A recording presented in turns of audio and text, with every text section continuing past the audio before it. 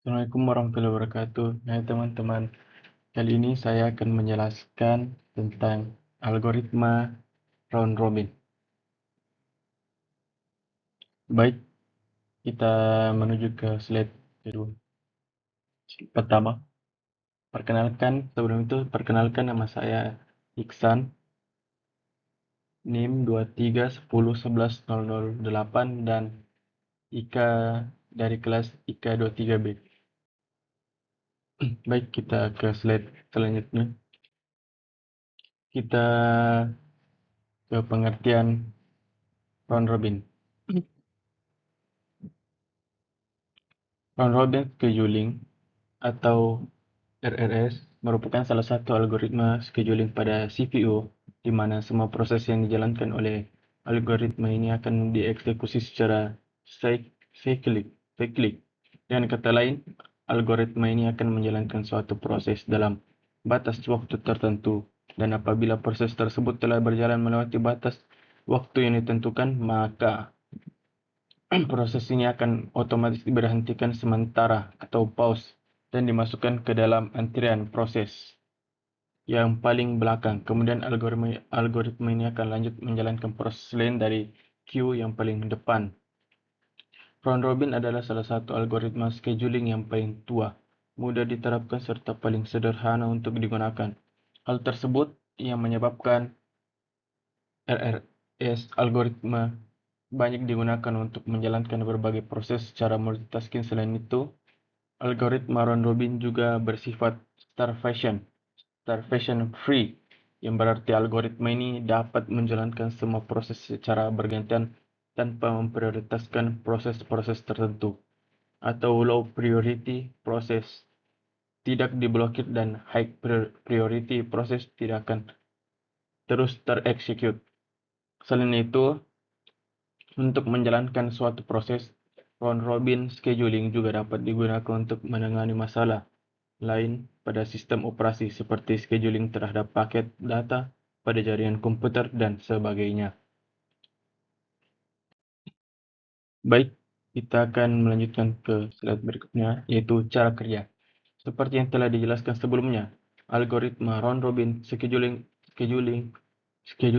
bekerja dengan menggunakan sistem time sharing atau pembagian waktu secara adil pada setiap proses yang akan dieksekusi atau dijalankan, yakni dengan menggunakan static quantum time. Setiap proses memperoleh 1/n waktu keseluruhan CPU. Hal ini berarti algoritma ini akan mengeksekusi atau menjalankan suatu proses berdasarkan quantum time yang telah diberikan. Apabila waktu eksekusi tersebut telah habis, maka algoritma ini akan berhenti menjalankan proses tersebut dan memasukkannya pada queue terakhir. Kemudian algoritma ini akan melanjutkan eksekusi pada proses lain yang berada pada antrian queue paling depan berdasarkan quantum time yang diberikan dengan urutan kerja yang sama dengan proses sebelumnya. Singkatnya, setiap proses akan mengalami eksekusi dan pause yang sama berdasarkan quantum time yang diberikan serta tidak ada prioritas tertentu dalam algoritma ini. Kita ke slide selanjutnya. Baik, kita sekarang berada pada slide keuntungan. Sejumlah CPU dialokasikan untuk setiap pekerjaan. Kedua, karena tidak bergantung pada waktu burst, ini benar-benar dapat diimplementasikan dalam sistem. Tiga, tidak terpengaruh oleh efek konvoi atau masalah kelaparan seperti yang terjadi pada algoritma penjadwalan CPU siapa datang pertama dilayani pertama. Baik, kita akan menuju ke slide selanjutnya, yaitu kekurangan. Kekurangan dari algoritma round robin ini, waktu pemotongan sistem operasi yang rendah akan mengakibatkan penurunan keluaran CPU. Kedua, pendekatan penjadwalan CPU round robin membutuhkan waktu lebih lama untuk menukar konteks. Ketiga, kuantum waktu memiliki dampak signifikan pada kinerjanya. Keempat, prosedur tidak dapat ditetapkan prioritasnya. Baik, mari kita beralih pada contoh soal. Untuk contoh soalnya, itu untuk rumus round robin ini untuk mencari waiting time yaitu kita harus completion time dikurang arrival time dikurang burst time.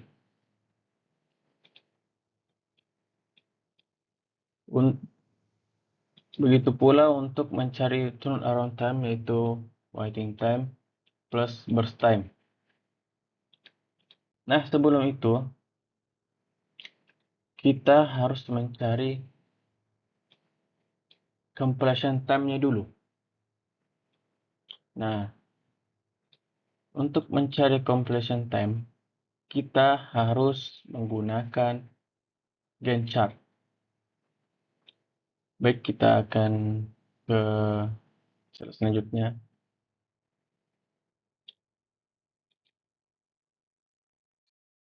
Baik, di sini saya memiliki P1 arrival time 0,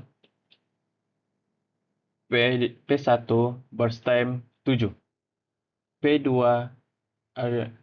arrival time 1, P2 burst time 4, P3 arrival time 2, P3 arrival time burst time 15, P4 arrival time 3, P4 burst time 11, P5 arrival time 4,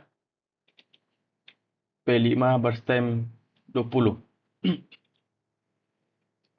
Baik, kita menuju ke Gantt chart-nya. Sebelum itu kita memiliki quantum time 5, sebanyak 5. Sebelum itu,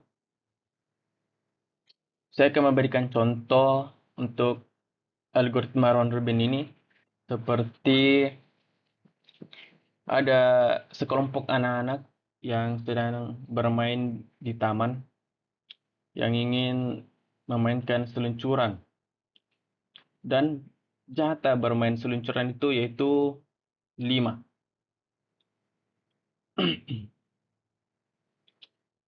Dan untuk ada 5 anak, untuk anak pertama memiliki waktu 7, tetapi jatah untuk bermainnya itu hanya 5. Maka untuk algoritma round robin ini, maka dia harus menunggu keantrian kembali ke belakang sini, baru dapat giliran lagi. Misalkan anak pertama masuk, sudah lewat, maka dia tersisa 2 menit. Maka dia menuju ke belakang lagi. Begitupun anak kedua. Dan seterusnya. Tetapi untuk contoh asal di sini anak kedua yaitu memiliki 4, berarti di sini tidak ada minus. Tetapi karena quantum time atau jatah bermainnya 5, maka selesai. Maka untuk anak kedua selesai. Tidak ada lagi bermain. Selesai pada saat itu juga. Karena dia hanya bermain selama 4 menit, tetapi jatahnya 5 menit. Maka selanjutnya akan dilanjutkan ke anak ketiga, keempat, dan kelima. Dan kalau masih ada sisanya, maka dia akan turun, dan menunggu giliran selanjutnya. Baik, kita akan kembali ke soal.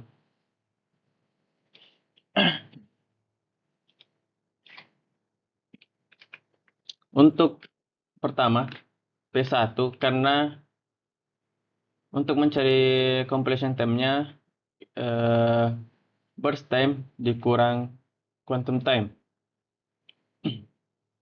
Untuk P1, karena memiliki waktu 7 dan hanya quantum time-nya hanya 5, maka nge-stuck di 5 dulu. Baru sisa waktunya 2. Maka selanjutnya akan dilanjutkan ke P2 seperti yang saya jelaskan tadi untuk contoh seperti anak-anak bermain di taman. Baik, kita ke selanjutnya. P2. Nah, maka karena P2 hanya bermain selama 4 menit, maka selesai pada 9. Selesai. Karena quantum time 5, sedangkan dia hanya memiliki waktu 4 menit, maka selesai pada saat itu juga. Maka kita akan menuju ke slide ketiga, P ketiga. Karena P3 ini memiliki 15, sedangkan quantum time-nya itu 5, maka dikurang 5, maka 10. Untuk yang di sini, kita melangkah ke 5 karena quantum time-nya 5, tetapi karena P2 hanya 4, maka kita stop di ke 9. 5 tambah 4, 9. Maka kita lanjutkan lagi kembali ke 5, karena di sini ada 15, tidak ada selesai, maka kita kembali ke jalurnya yaitu 5, maka 9 tambah 5 sama dengan 14. Maka di sini 14. Maka selanjutnya kita akan menuju ke slide P4.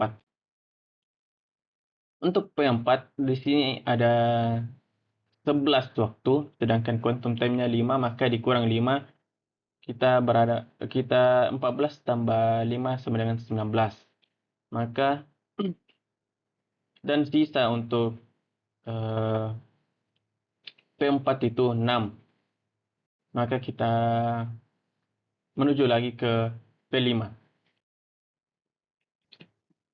Karena P5 di sini memiliki waktu 20, maka 20 kurang 5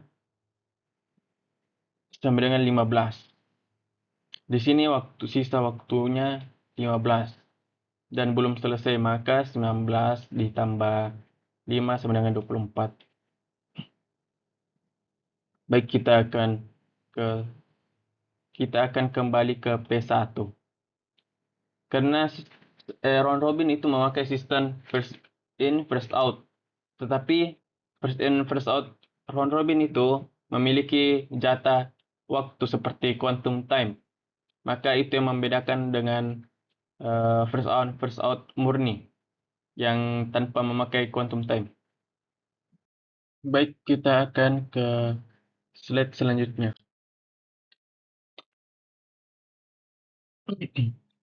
Pada slide ini, P1 sudah selesai, dikarenakan dia hanya memiliki 2 waktu, sedangkan jatahnya itu quantum time-nya itu 5, maka pada saat ini dinyatakan selesai.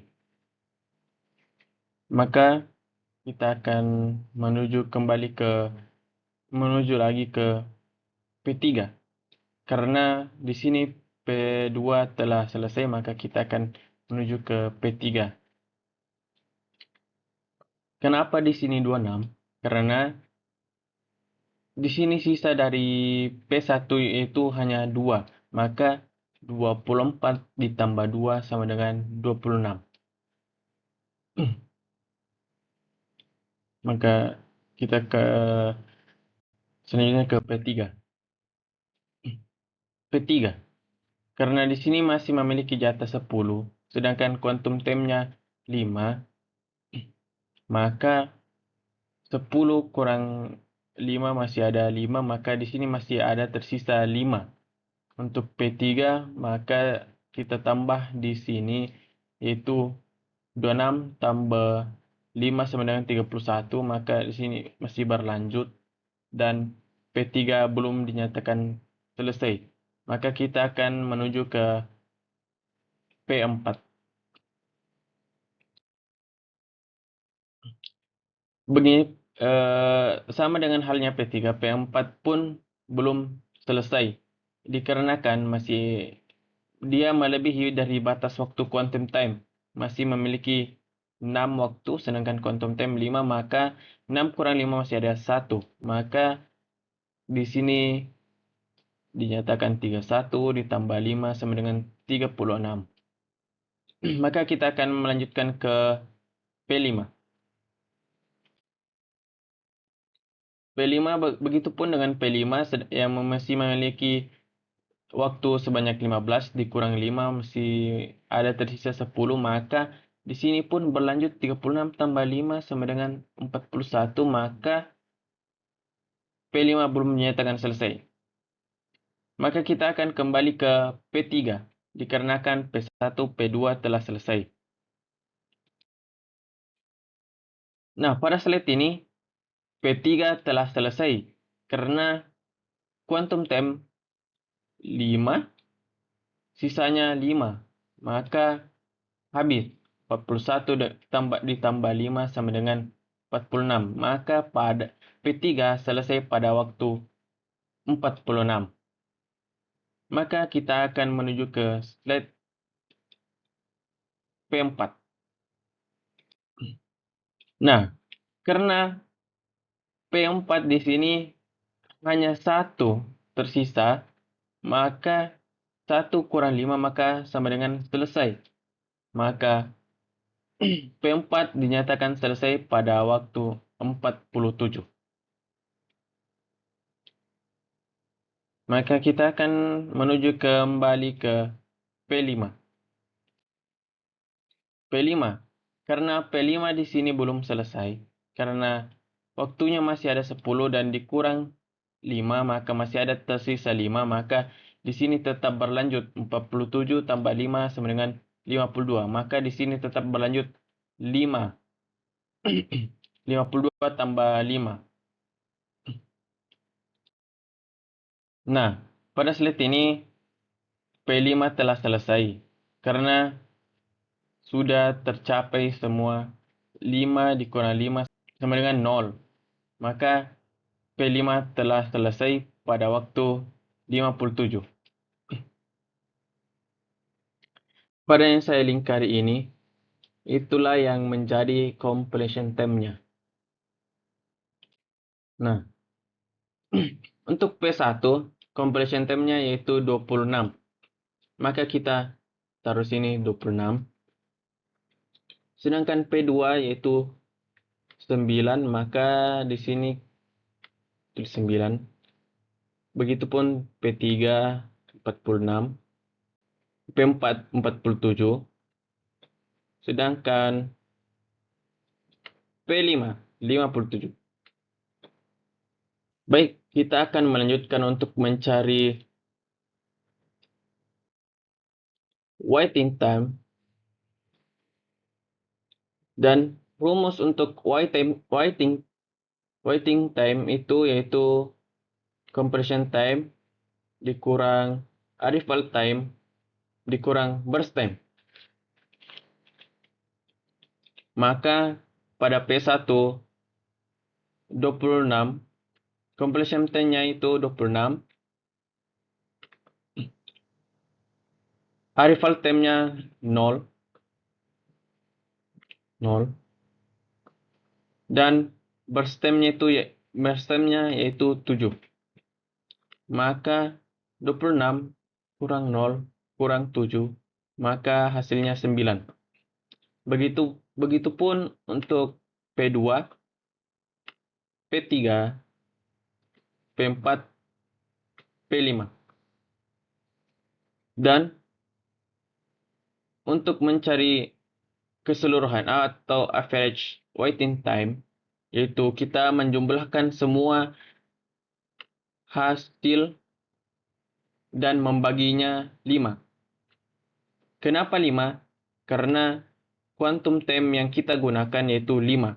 Maka kita bagi dengan 5. Sama dengan 23,6. Baik, karena kita sudah mendapatkan waiting time, maka kita akan melanjutkan untuk mencari turnaround time.